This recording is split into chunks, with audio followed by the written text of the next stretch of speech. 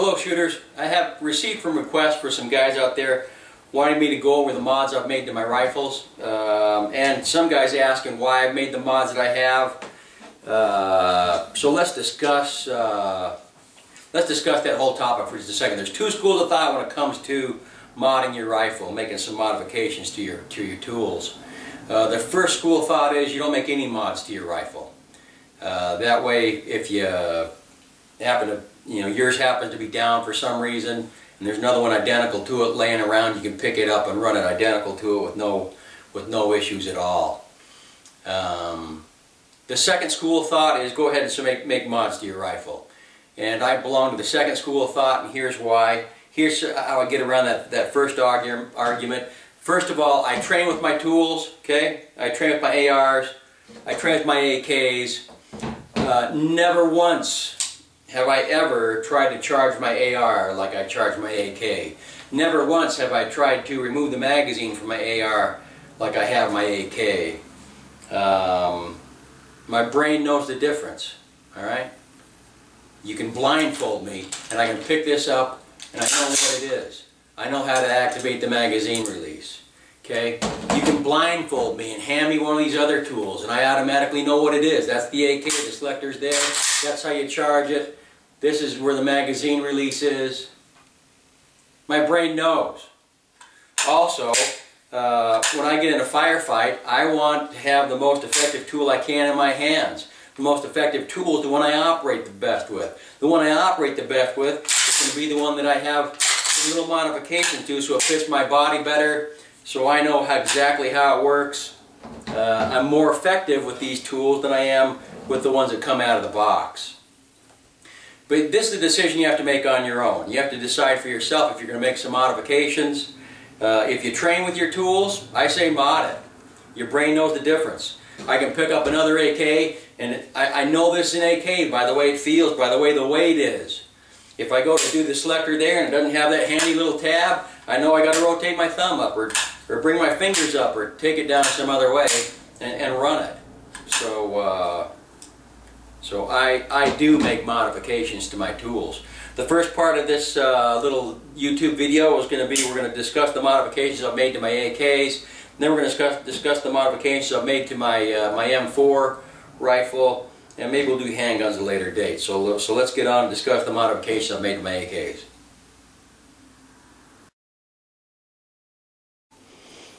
Okay, this bottom AK here is my 7.62 by 39. The top AK there is my AK74 5.4 5 by 39. Let's do the 7.62 by 39 first. I like the Vultor stock. That's what I have on my AKs and my M4. It fits my face shape the best. They're very durable stocks. This happens to be the iMod. I like that model of the Vultor the best is the iMod stock. Coincidentally, I don't have anything in my battery covers here, in my battery compartments here. I just like that for the cheek weld. I could put some batteries in there or something in there, and I probably will at a different date. This is the Ace style folder. I've cut the tangs off my rifle. I don't have any problem modding my rifles once I know what it is that I want to do. This might be a CNC Warrior adapter here. This is the Ace adapter here. Total Ace adapter. But they're basically the same thing. Just different manufacturers. Moving on to the selector or safety, I do have these ones from Blackjack. They're no longer made.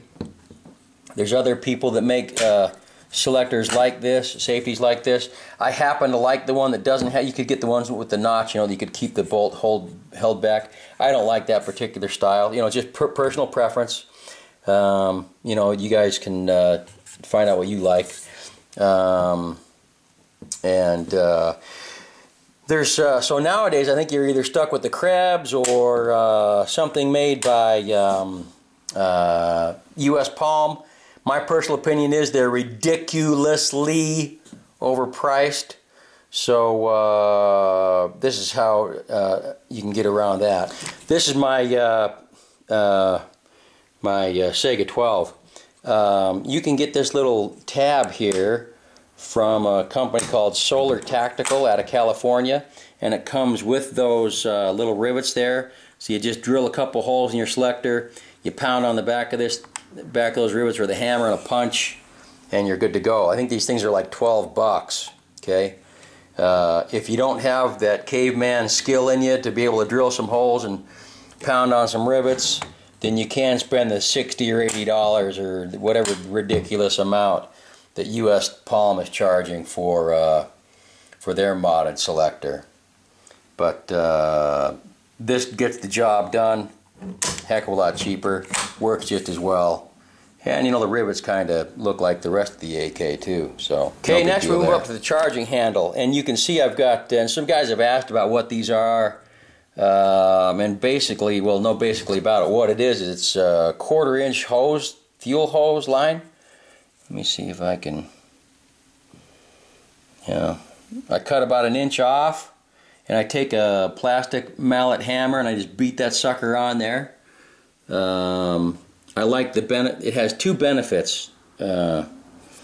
One benefit is that you know, AKs can have that sharp corner right there on the selector there, and the rest of this thing is kind of a slick steel that your hand can slip off of when they're wet or muddy or, you know, bloody or whatever. So this kind of provides a grippy surface, and it's also a somewhat softer surface. So when you're racking the charging handle, doing malfunction manipulations, you know, doing a couple hundred a day or whatever, these aren't going to cause you to bleed. You know, some guys will say, well, you got to toughen up your hand. Yeah, whatever. You guys can sharpen yours and toughen your hands up that way. I like this mod a little bit better. Okay, then I'm sporting the Midwest Industries 4N that I did another YouTube video on. This one has the US Palm top cover there that allows my my aim point to sit up there.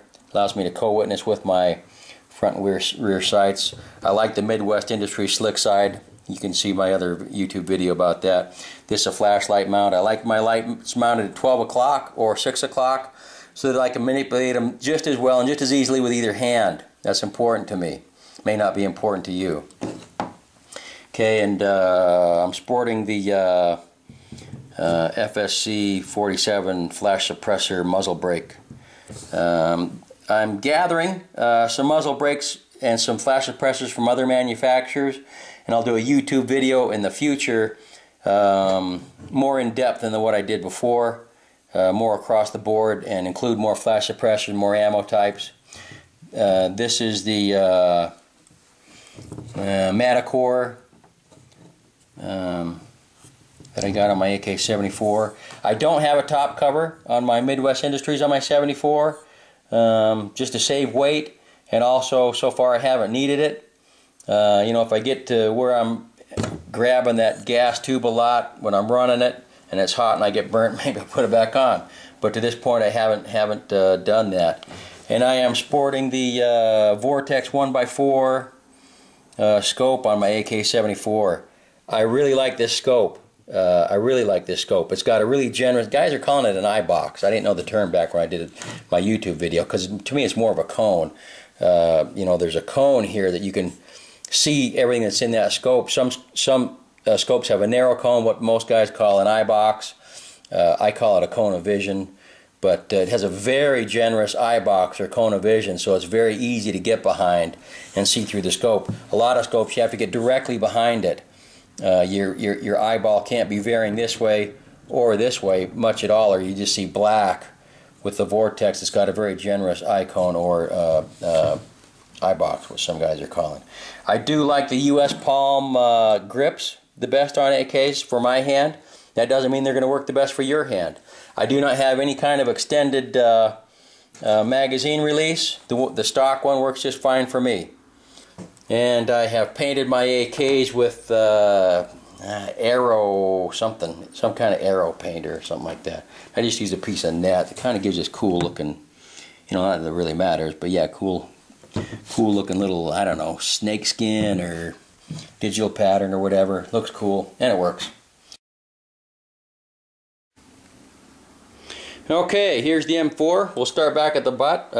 Just like my other rifles, I've got the Vultor iMod stock on the back of this bad boy. I do have the, crap, I don't remember who makes that. But it's a quick release I like that style of sling quick release, that style right there. So I got that on there. I have the Myad or Made or whatever you call that from Magpul. I got it so it fits my hand the best. I do have an ambidextrous selector on this, on left and right side. And I do have the Samsung Evolution, I think. 4-end on here. Allows me to get my arm pretty straight. And I have the light mount that'll work at both 6 o'clock and 12 o'clock. I usually have this painted blaze orange because I've shot a number of them off. It's kind of embarrassing. They're only $1 each, but still. So I paint them blaze orange, and then when I show up at for training or range or something, somebody thinks I got an airsoft. Kind of funny. Oh well. I'm running the Vortex 1x4 scope, just like I am on my AK. I like the scope. Big, generous eye box or cone of vision. I have the Matech folding rear sight. Got the tower up there. I got the Magpul sling thing on there. I do have this Burris pepper mount, quick release pepper mount. It works, retains 0. I can take it off and put it back on. I have the Troy ambidextrous mag release. I did have the Norgon, but since I'm running this might be the Troy one.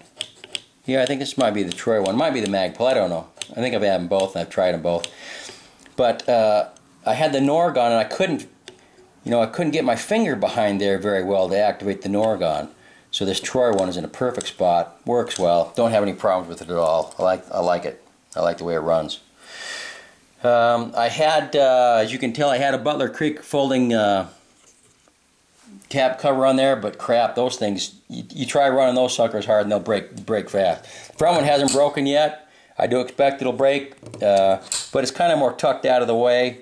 The back one was, interfering more with my gear and doing manipulations and things of that nature, so that thing's gonzo. I just have left it on there. I don't know why. I'll just leave it on there. Anyhow, that concludes the mods to the M4 that I've done.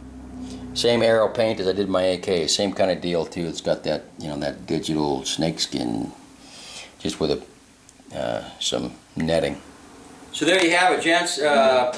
If you belong to the school of thought that I do, that if you train with your tools, your brain will know the difference, then go ahead and start making some intelligent mods, okay, that make sense and will work for you.